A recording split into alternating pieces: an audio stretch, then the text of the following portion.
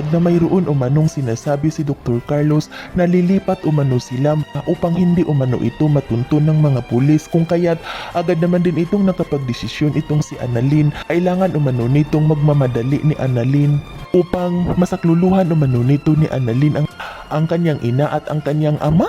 At dito agad itong nagtatanong si Annalyn kung nasaan umano ang presinto, at agad naman din itong nagtungo itong si Annalyn, at nang makarating na itong si Annalyn sa presinto ay agad itong nakikipag-ugnayan sa mga pulis, ngunit agad naman din itong kinausap ng mga pulis itong si Annalyn na nakahanda na umano sila, ngunit natatakot lang umano ito dahil nagsalita umano itong si Dr. Carlos na kapag makita umano nito ni Dr. Carlos na mayroon umanong mga pulis ay hindi umano ito magdadalawang isip na barilin itong si Dr. Tanyag, at hindi lang umano itong si Dr. Tanyag dahil pati pa umano asawa ni Dr. Carlos na itong